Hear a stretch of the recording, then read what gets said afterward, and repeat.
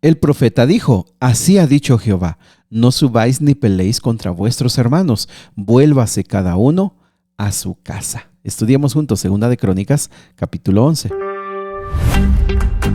Busca primeramente el reino de Dios y su justicia, todo lo demás será añadido. Es que esta es la ley de la vida. Cuando sabes cuál es tu prioridad, cuando haces lo que es verdaderamente importante, todo lo demás encuentra su lugar, su momento, y nuestra vida es de mayor bendición. Estás en el lugar adecuado, estás en la decisión correcta. Busca a Dios, no te olvides, es lo más valioso. Vamos al capítulo de hoy. El capítulo de hoy es lo que sucedió después de la división, cuando Jeroboam en el norte se llevó a las 10 tribus. ¿Qué tiene que hacer Roboam? ¿Qué puede hacer Roboam?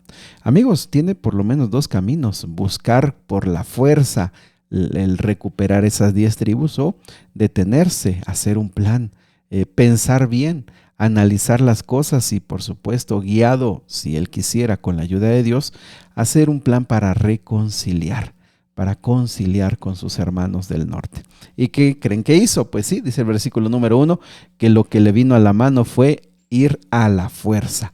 Levantó 180,000 guerreros selectos y vamos a pelear.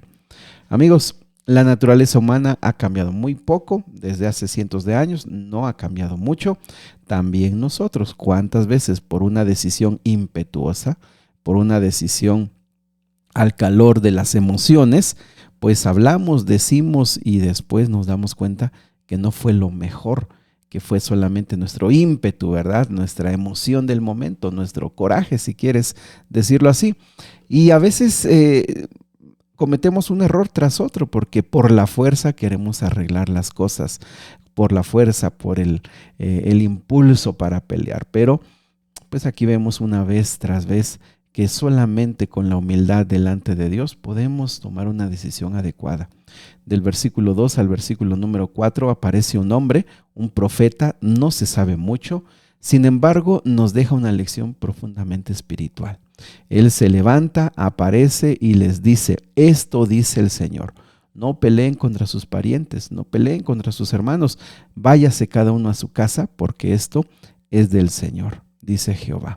Mis amigos, este hombre nos llama la atención porque tenía un poder en sus palabras, tenía un poder en su presencia que convenció a un ejército listo para la batalla, a sus generales y por supuesto al rey. No le dio oportunidad más que de obedecer lo que escuchaba.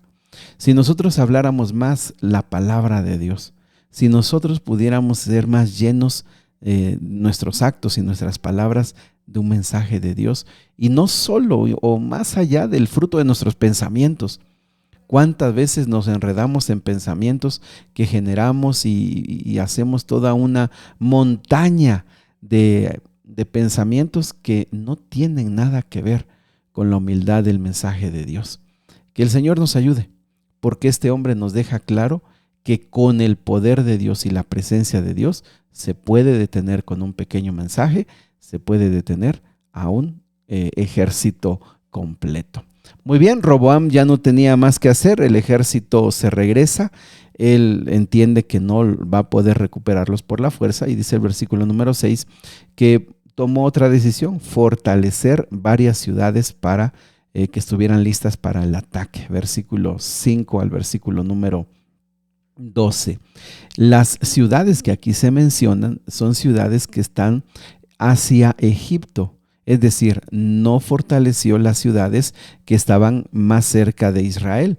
Su preocupación no era esa, o no quería dar el mensaje que él definitivamente estaba perdiendo la región del norte, sino que él tenía un poco más de temor de futuros ataques de Egipto. Por supuesto, esto le llevó bastante tiempo, así que podríamos tomar del versículo 5 al versículo 12 como un resumen de toda una época de muchos años de fortalecer estas ciudades. También hizo provisión de alimento, básicamente estaban listas para la guerra. Del versículo 13 al versículo número 17 hay una joya de mensaje que no lo hemos escuchado ni en Reyes, ni tampoco Samuel, mucho menos.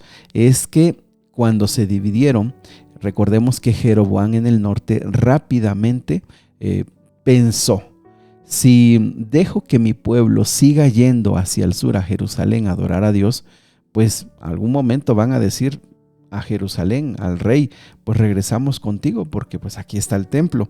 Así que él, fíjate, y eso es lo que nos llena de tanto preocupación. ¿Y por qué somos así como seres humanos? Dios le dijo a Jeroboam: tú vas a ser rey de las 10 tribus. Era un hombre talentoso, era un hombre con habilidades de liderazgo extraordinarias, era un hombre que el pueblo se identificaba con él, es decir, tenía mucho para dar, para hacer correctamente, pero él tuvo el miedo de perder el reino.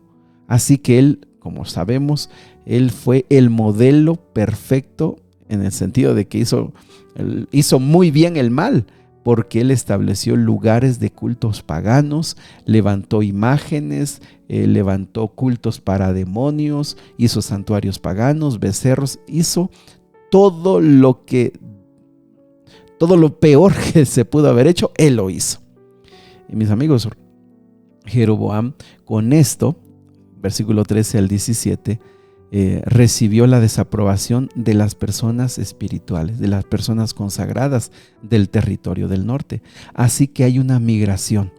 Cuando los levitas y los sacerdotes son destituidos de los cultos, estos levitas empiezan una migración hacia Jerusalén, hacia la región de Judá. Incluso, versículo 14, los levitas dejaron sus propiedades. Recuerda que les habían asignado ciudades y afuera de las ciudades tenían pastizales, tenían tierras. Todo eso estuvieron ellos sin ningún problema para dejarlos y se fueron a Jerusalén, porque ellos querían pues estar en el lugar correcto, adorando a Jehová de los ejércitos. Así que, versículo 15, Jeroboam ni le preocupó, puso a sus propios sacerdotes para servir en esos santuarios paganos. Versículo 16 dice que de todas las tribus de Israel, los que querían adorar de corazón al Señor, Dios de Israel, siguieron a los levitas a Jerusalén, donde podían ofrecer sacrificios al Señor, Dios de sus antepasados. Este versículo hay que subrayarlo porque nos deja bien claro que Judá llegó a ser una representación de todas las tribus. En Judá convivieron el remanente de todas las tribus, pero especialmente un remanente fiel, un remanente que estuvo dispuesto a dejar comodidades, a dejar tierras, a dejar familia, a dejar toda una vida. Decidieron venir a Judá, venir a Jerusalén por estar del lado correcto, estar del lado del Señor. El versículo 17 lamentablemente dice que solo 3 años duró esto, porque después de eso Roboam se perdió, lamentablemente se perdió del camino que David y Salomón habían tenido. Y es que aquí la pregunta es, nosotros, ¿qué estaríamos dispuestos a hacer con tal de seguir a Dios? De amar a Dios y ser leales y ser humildes delante de Dios. ¿Qué estaríamos dispuestos a hacer? A dejar. A veces nosotros le pedimos tanto a Dios, pero nunca nos hemos preguntado qué nos podría pedir Dios que dejáramos con tal de seguirle.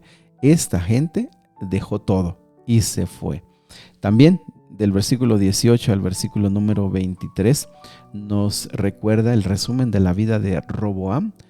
¿Cuántas mujeres tuvo? Dice que el versículo 21 que amó a Maaca más que cualquiera de todas sus esposas y concubinas, y en total tuvo 18 esposas, 60 concubinas que le dieron 28 hijos y 60 hijas.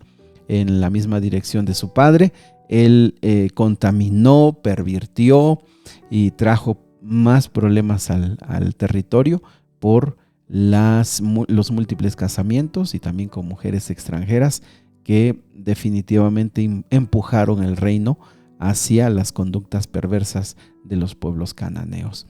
Mis amigos, el ser humano puede cambiar, puede hacer cosas diferentes con la bendición de Dios. El ser humano puede tener un carácter para no volver a hacer lo que los padres hicieron, pero regularmente el ser humano va por el mismo camino que aprendió de pequeño. Por eso es que es tan importante que ahora que estamos más grandes tengamos la mente clara y tomemos decisiones. ¿Cuál es el camino que quiero tomar? ¿Qué es lo que quiero dejar en mi vida, qué es lo que yo quiero dejar cuando ya no esté. Mis amigos, que Dios nos bendiga, Dios nos guíe. ¿Con qué lección te quedas? ¿Qué parte de esto te parece muy importante? Pero sobre todo, ¿qué puedes aplicar? Yo me quedo con los levitas, con los sacerdotes y con el pueblo que dejó todo por venir al lugar de adoración. Tenían sus tierras, tenían todo, tenían toda la vida, pero prefirieron seguir el camino correcto, que era estar cerca de Jerusalén, venir a Jerusalén. Y mis amigos, creo que a mí me parece que eso nos deja esa idea, esa metáfora de que nosotros también dejamos todo con llegar a la Jerusalén celestial, a la ciudad de Dios. Dejemos todo, abandonemos todo, no tiene ningún sentido ni un significado esta vida con sus problemas temporales, no tiene ningún sentido. Lo humano, todo lo que podemos tener en este mundo no vale nada, no significa nada. Pero la patria celestial, el estar en Cristo Jesús, el estar en su presencia, lo es todo. Y este pequeño remanente que vino a Jerusalén lo demuestra. Querido Padre, bendice nuestro día, bendice nuestro caminar contigo. Ayúdanos a entender que en el pasado siempre hubo personas que lo dejaron todo por seguirte, que lo dejaron todo por una herencia permanente y sobre todo dejaron todo para estar cerca de ti, Señor, en este caso en el templo y en este caso serte fieles. Quédate con nosotros hoy, Señor, en Jesús. Amén.